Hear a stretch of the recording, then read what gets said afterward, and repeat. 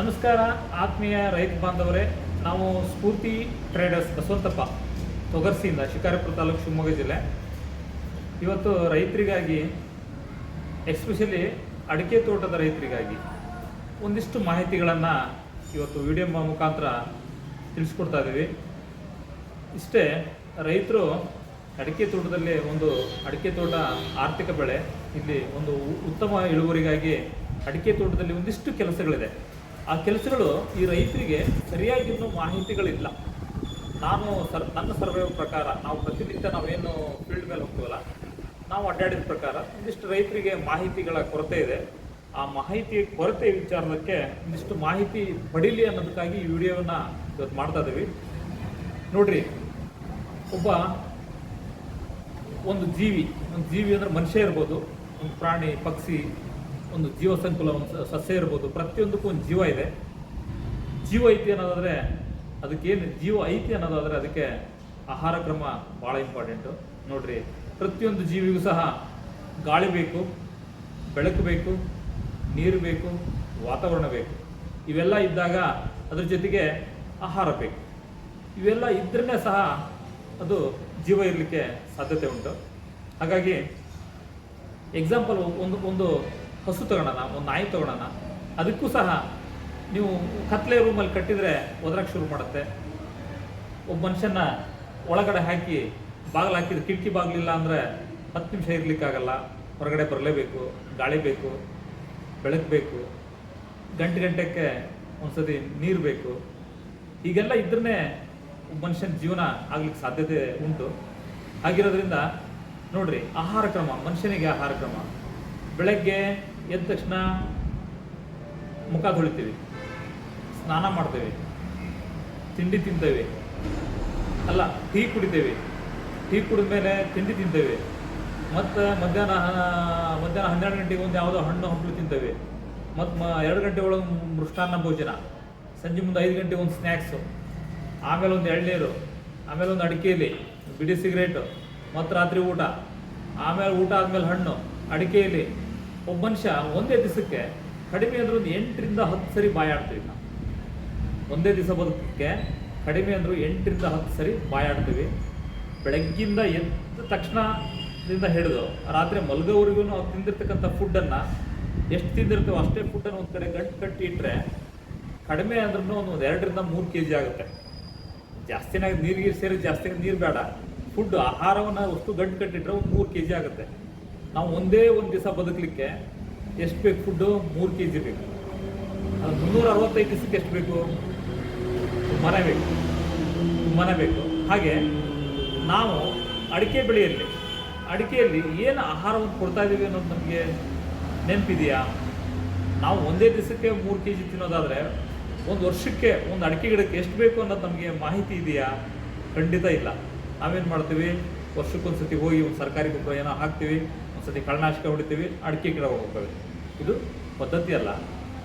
ಮನುಷ್ಯರಿಗೆ ಹೆಂಗೆ ಹೊತ್ತಿಗೆ ಕ್ರಮವಾಗಿ ನೋಡ್ರಿ, ತಿಂಡಿಯಲ್ಲಿ ಈರುಳ್ಳಿ ಬರುತ್ತೆ, ಬೆಳ್ಳುಳ್ಳಿ ಬರುತ್ತೆ, ಎಣ್ಣೆ ಬರುತ್ತೆ, ಮಸಾಲೆ ಬರುತ್ತೆ, ಕೊತ್ತಂಬರಿ ಬರುತ್ತೆ, ಜೀರಿಗೆ ಬರುತ್ತೆ. ಮತ್ತು ಊಟದಲ್ಲಿ ಸಾಂಬಾರಿಗೆ ಏನೇನು ಹಾಕ್ತೀವಿ? ಉಪ್ಪು, ಖಾರ, ಹುಳಿ ಹಾಕ್ತೀವಿ. ಅದ್ರ ಜೊತೆಗೆ ಮಸಾಲೆ ಪದಾರ್ಥಗಳನ್ನು ಹಾಕ್ತೀವಿ. ಅದ್ರ ಮಧ್ಯೆ ಏನು ಮಾಡಿದ್ರೆ ಹಣ್ಣು ತಿಂತೀವಿ. ಬೆಳಗ್ಗೆ ಟೀ ಕಾಫಿ ಕುಡಿಯಬೇಕಾದ್ರೆ ಸಕ್ಕರೆ ದೇಹಕ್ಕೆ ಹೋಗುತ್ತೆ, ಗ್ಲೂಕೋಸ್ ಹೋಗುತ್ತೆ. ಒಂದು ಟೀ ಪುಡಿಯಲ್ಲೇ ಒಂದು 8 ನ್ಯೂಟ್ರಿಯೆಂಟ್ ಇದೆ. ಟೀ ಪುಡಿಯಲ್ಲಿ ಸಹ 8 ನ್ಯೂಟ್ರಿಯೆಂಟ್ ಇದೆ. ಹಾಲಿನಲ್ಲಿ ಏನೇನು ನ್ಯೂಟ್ರಿಯೆಂಟ್ ಇದೆ ಅಂತ ನಿಮಗೆ ಗೊತ್ತು. ಮತ್ತು ರಾತ್ರಿ ಊಟ ಮಾಡೋಕ್ಕಾರ ತಿಳಿಸಾರು ಅನ್ನ ಉಣ್ತೀವಿ. ಆಮೇಲೆ ಒಂದು ಮೊಸರು ಹಾಕಿದ್ದು ಊಟ ಮಾಡ್ತೀವಿ. ಮೊಸರಲ್ಲಿ ಏನಿರುತ್ತೆ? ಹಾಲಲ್ಲಿ ಇರ್ತದೆ, ಬೆಣ್ಣೆಯಲ್ಲಿ ಇರ್ತದೆ, ಏನು ತುಪ್ಪದಲ್ಲಿ ಏನಿರುತ್ತೆ? ಈ ನ್ಯೂಟ್ರಿಯೆಂಟ್ ಅನ್ನೋದೇ ಪೋಷಕಾಂಶ ಅನ್ನೋದನ್ನು, ಎಲ್ಲ ಪೋಷಕಾಂಶಗಳನ್ನು ನಮ್ಮ ದೇಹ ಒಂದೇ ದಿವಸದಲ್ಲಿ ತಗೊಳುತ್ತೆ. ಮತ್ತು ಅಡಿಕೆ ಗಿಡಕ್ಕೆ ಹಂಗೆ ಎಲ್ಲ ನ್ಯೂಟ್ರಿಯೆಂಟ್ ಕೊಡ್ತದಲ್ಲ?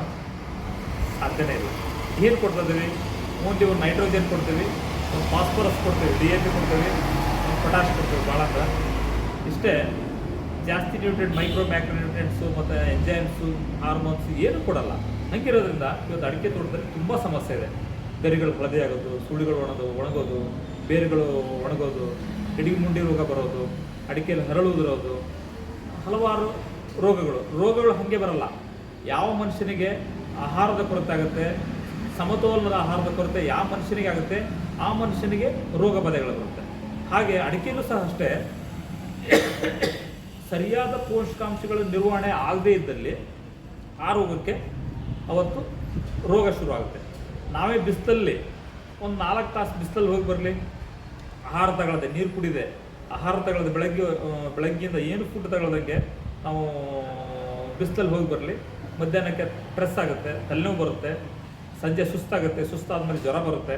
ಹಾಗೆ ನಾವು ಆಹಾರ ತಗೊಳ್ಳದ ಮೇಲೆ, ನೀರು ಆಹಾರ ಸಮತೋಲನ ಆಹಾರ ತಗೊಳ್ಳದೇ ಮೇಲೆ ನಮಗೆ ಹೆಂಗೆ ರೋಗ ರುಜಿನಗಳು ಬರುತ್ತೆ, ಡಿಫಿಷಿಯನ್ಸಿ ಬರುತ್ತೆ. ಹಾಗೆ ಗಿಡದಲ್ಲೂ ಸಹ ಅಷ್ಟೇ, ಸರಿಯಾದ ಪೋಷಕಾಂಶಗಳ ನಿರ್ವಹಣೆ ಮಾಡಿದ್ದೇ ಆದರೆ ಯಾವ ರೋಗ ರುಜಿನಗಳು ಯಾವ ಕಾರಣಕ್ಕೂ ಬರಲ್ಲ. ಆಗಿರೋದ್ರಿಂದ ಅಡಿಕೆ ತೋಟದಲ್ಲಿ ಪೋಷಕಾಂಶ ನಿರ್ವಹಣೆ ತುಂಬ ಅವಶ್ಯವಾದದ್ದು. ಪೋಷಕಾಂಶ ಅಂದರೆ ಏನು ಕೊಡಬೇಕು ಅಂತ, ಈಗ ಮನುಷ್ಯರು ಬಿಡ್ರಿ, ನಾವು ಬೆಳಗ್ಗೆ ಎದ್ದು ನೀರು ಕುಡಿತೀವಿ, ಟೀ ಕುಡಿತೀವಿ, ಕಾಫಿ ಕುಡಿತೀವಿ, ತಿಂಡಿ ತಿಂತೀವಿ, ಸ್ನ್ಯಾಕ್ಸ್ ತಿಂತೀವಿ, ಹಣ್ಣು ತಿಂತೀವಿ, ಹಂಪಲು ತಿಂತೀವಿ, ಜೇನುತುಪ್ಪ ತಿಂತೀವಿ, ಊಟ ಮಾಡ್ತೀವಿ, ಅಡಿಕೆಲೆ ಹಾಕಿರ್ತೀವಿ, ಎಲ್ಲ ಥರದ ಆಹಾರಗಳನ್ನು ತಿಂತೀವಿ ಒಂದು ದಿವಸಕ್ಕೆ. ಮತ್ತು ಗಿಡಕ್ಕೆ ಏನು ಕೊಡಬೇಕು? ಗಿಡಕ್ಕೆ ಬರೀ ಎನ್ ಪಿ ಕೆ ಅಲ್ಲ ನೋಡಿ, ತಿಳ್ಕೊಳ್ರಿ.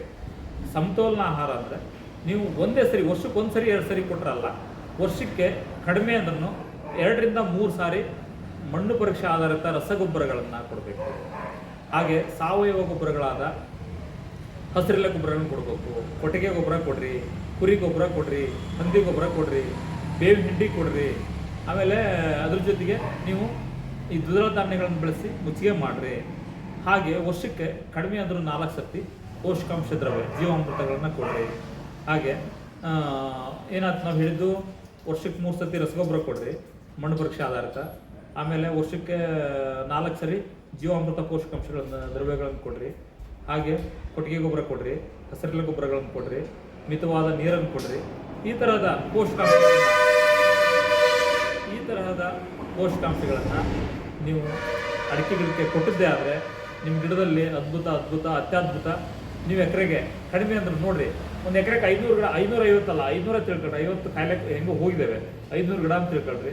500 ಒಂದು ಗಿಡಕ್ಕೆ ಒಂದು 30 kg ಅಡಿಕೆ ಬಿಟ್ರೆ 515 150 ಕ್ವಿಂಟಲ್ ಅಡಿಕೆ, 150 × 6,000 9 ಲಕ್ಷ, ಆರಾಮಾಗಿ 9 ಲಕ್ಷ ತೆಗಿಬೋದು. ನೀವು ಅಲ್ಲಿ ಶ್ರಮ ಹಾಕ್ರಿ, ಅಲ್ಲಿ ನೀವು ಎಫರ್ಟನ್ನು ಹಾಕ್ರಿ, ಮಣ್ಣು ಪರೀಕ್ಷೆ ಆಧಾರಿತ ರಸಗೊಬ್ಬರಗಳನ್ನು ಕೊಡ್ರಿ, ಸಾವಯವ ಉತ್ಪನ್ನಗಳನ್ನು ಕೊಡ್ರಿ, ಪೋಷಕಾಂಶ ದ್ರವ್ಯಗಳನ್ನು ಕೊಡ್ರಿ, ಜೀವಾಮೃತಗಳನ್ನು ಕೊಡ್ರಿ, ಕೊಟ್ಟಿಗೆ ಗೊಬ್ಬರಗಳನ್ನು ಕೊಡ್ರಿ. ನಿಮ್ಮ ತೋಟ ಏಕೆ ಅದ್ಭುತ ಆಗಲ್ಲ? ಯಾಕೆ 150 ಕ್ವಿಂಟಲ್ ಅಡಿಕೆ ಬರಲ್ಲ? ಬಂದು ನೀವು ಇದನ್ನು ಒಂದೇ ಸರಿ ಕೊಡಬೇಡ್ರಿ, ಹಂತವಾಗಿ ವರ್ಷದಲ್ಲಿ 365 ದಿವಸ 12 ತಿಂಗಳು ಇದನ್ನ ರೊಟೇಟ್ ಮಾಡಿ 12 ತಿಂಗಳಿಗೆ ಒಂದೊಂದು ಪೋಷಕಾಂಶಗಳನ್ನು ಸ್ಟೆಪ್ ಬೈ ಸ್ಟೆಪ್ ಕೊಡ್ತಾ ಹೋಗ್ರಿ. ನಿಮ್ಮ ತೋಟದಲ್ಲಿ ಅದ್ಭುತ ಇಳುವರಿ ಬರುತ್ತೆ. ಈ ಸಂದರ್ಭದಲ್ಲಿ ಇಷ್ಟು ಮಾಹಿತಿಯನ್ನು ಹೇಳ್ತಾ ಇವನ್ನೆಲ್ಲ ನೀವು ಕಾರ್ಯರೂಪಕ್ಕೆ ತರಬೇಕಾಗಿ ತಮ್ಮಲ್ಲಿ ಮನವಿ. ನಮಸ್ಕಾರ.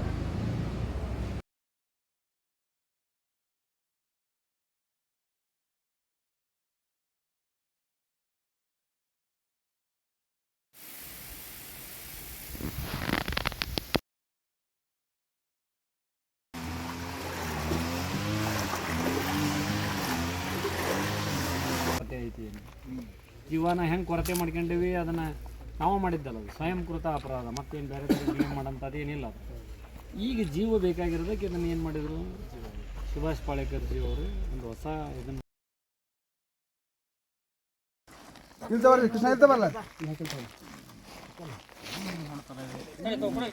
ನೀರಾಗೆ